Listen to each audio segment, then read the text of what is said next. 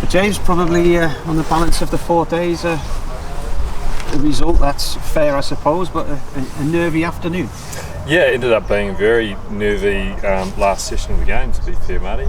But yeah, probably a fair outcome given the 4 days. I think probably the pendulum swayed a little bit towards Derby through yesterday, and then obviously this morning they got some quick runs and set a target for us that we had a strong conversation within ourselves going into that fourth innings that, you know, if we set a solid foundation, which we ended up doing with Jones and Lees, that we could potentially set about chasing down those runs. We know that it's been a good wicket here during the championship matches this year, and there hasn't been too much deterioration, but unfortunately we lost those 5 wickets through that middle session, then obviously put pay to that, and it was just about getting through that last session, surviving and you know, shaking hands on a draw, which we thankfully did.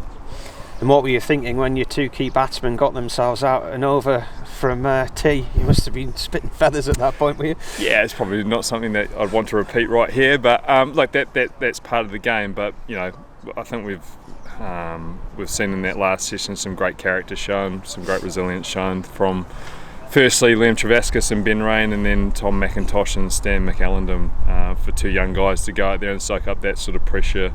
You know, it shows great character, and it's promising for their futures. I mean, Tom McIntosh, a half century in the first innings, batted really well today. He looks like a seasoned pro, doesn't he, already? Yeah, look, I'm chuffed for him, you know, on debut to come in and get a first class 50 in the first innings.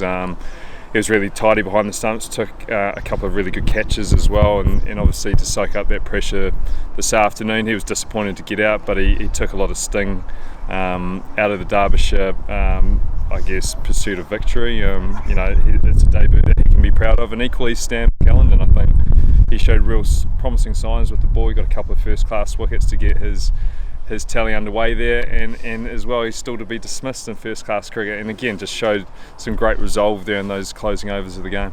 Chris Rushworth, 11 in the match, and more milestones for him. He's gone past the 800 wickets for Durham in all formats now. Yeah, superb effort from Chris. I think you know, he'd be honest in saying that this season out here at the Riverside he struggled for wickets, but you know, he's been absolutely superb this game, getting 11 wickets in the game again, showing the skill, the performance that he's shown for years for Durham really came to bear in this game. I'm super chuffed for him, and hopefully he can really kick on now in these closing 5 games of the championship for us in our pursuit of ultimately trying to get promoted. Here we are, mid-July, we're still talking about soft balls and flat tracks. Yeah, look, it just seems to be a bit of a common theme this season. Everywhere around the circuit, we're seeing huge scores being put out. There are flat wickets everywhere around the country, and bowlers are struggling with these balls, and maybe it's a combination of balls and conditions. Pitches are probably very true, hard, and the balls just aren't standing up to it. So look, hopefully the people who are making the decisions around the balls are trying to find I guess answers to why this is happening, and hopefully we can start to see better balls used, because you know, at the moment, I don't think it's that fun being an umpire having to change balls all the time. I don't think Ian Blackwell would probably enjoy all those walks to the boundary.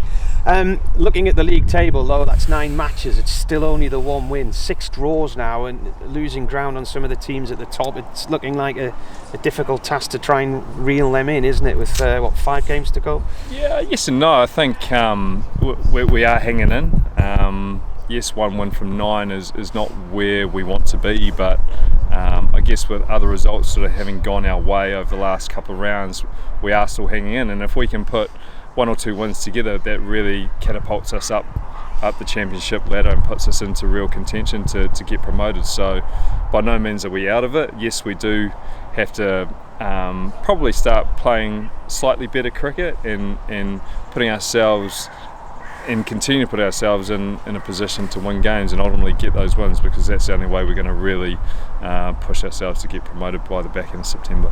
You're not in action next week. There's a game the week after here against Middlesex. Any idea if any of the England players will be allowed to feature in that one yet?